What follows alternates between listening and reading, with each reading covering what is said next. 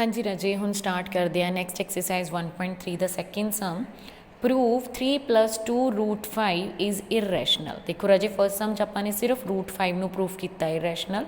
हुण साडे कोल है 3 + √5। वैसे ये चीज़ आपां 9th च कर चुके हैं कि इरैशनल नंबर दे नाल चाहे कोई रैशनल नंबर प्लस हो रहा चाहे माइनस हो रहा चाहे डिवाइड हो रहा वो भी की होगा इरैशनल होगा, तो चाहे वो मल्टीप्लाई ही क्यों नहीं हो रहा वो तद भी की होगा इरैशनल होगा। सो आप इत्थे चीज़ प्रूफ करनी है पहलां दी तरह। Let us assume to the contrary, contrary in the sense कि असीं उहदा ऑपोजिट लैके चल रहे हैं। Opposite in the sense proof करन लई इरैशनल क्या बट असीं मन के की चलते हैं कि वो की है रैशनल है। असीं मन के चले हैं कि वो रैशनल है, रैशनल है तो आपां किहदे इक्वल लै लवांगे उहनूं A/B दे। A/B दे इक्वल आपां क्यों लिया क्योंकि की प्रूफ किया सी रैशनल, तो रैशनल नंबर किहड़ी फॉर्म च हुंदे आ P/Q दी फॉर्म दे विच, ते आपां भी इहनूं फ्रैक्शन दी फॉर्म दे विच लै लिया P/Q दी फॉर्म दे विच। नाल दी नाल ही जरूरी है राजे कि A एंड B आर को प्राइम नंबर। राजे एक चीज़ मैं होर डाउट इत्थे तुहाडा क्लीयर करा कि को प्राइम ही आपां क्यों लैंदे आ, क्योंकि क्यू प्राइम मैं पहले तुहानूं दस चुकी हाँ फर्स्ट सम दे विच कि को प्राइम किहड़े नंबर हुंदे जिन्हां दा HCF यानी कि कॉमन फैक्टर की हुंदा 1 हुंदा है ना। हुण तुसीं ये कहोगे कि जरूरी थोड़ी ना रैशनल नंबर का 1 हुंदा, बट देखो मान लो मैं आ एक नंबर ले लिया 6/4, अगर असीं इहनूं कैंसल करते हैं 2 द टेबल ते की आ गया 3/2। आफ्टर ऑल उहनूं जदों तुसीं उहदी सिंपलेस्ट फॉर्म निकाल लओगे तो उस तो बाद हुण देखो 3/2 ही सिंपलेस्ट फॉर्म आ गई। हुण तां इन्हां दोनों दे विच कुछ भी कॉमन नहीं हैगा सिवाय के दे 1 दे। सो तद करके आपां इत्थे इन्हां नूं की लैके चलदे आ को प्राइम मन के चलदे आ। ठीक है बेटा। हुण इत्थे राजे जदों भी इकल्ला नंबर सीगा ते आपां ने उहनूं गलत प्रूफ कर दिता, बट हुण इत्थे असीं की करांगे √5 नूं सिंगल लैके चलांगे, किसी तरह असीं √5 की वैल्यू निकालांगे। क्यों? क्योंकि असीं √5 प्रूफ कर चुके हैं कि वो इरैशनल है। ठीक है। सो उहदी वैल्यू निकालण लई आपां की करांगे 2√5 इक्वल किहदे है A/B, तो 3 इधर की हो रहा प्लस इधर आके की हो जाऊगा माइनस। राइट बेटा। सो हुण इहनूं सॉल्व करन लई आपां की लवांगे LCM ले लैंदे आ।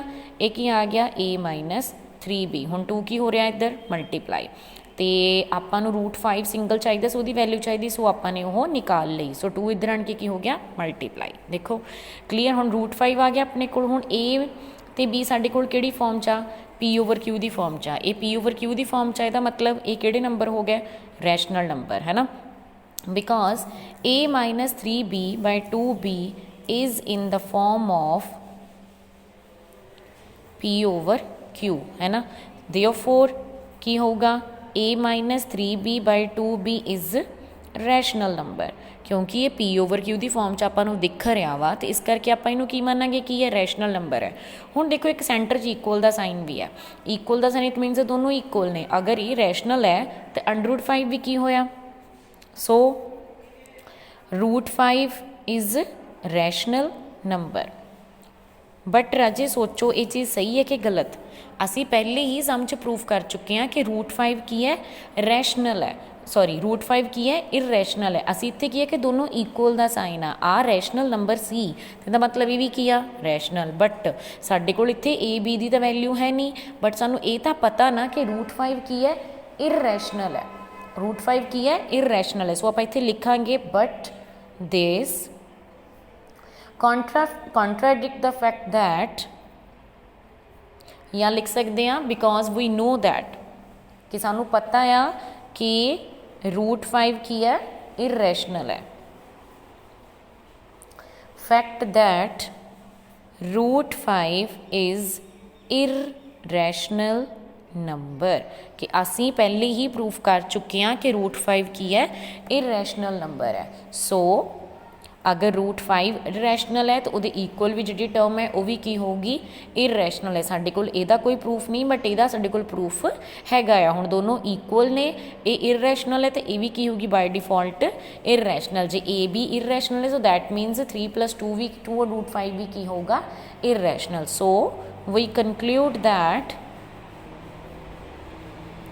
3 + 2 √5 इज़ इरैशनल। ठीक है बेटा।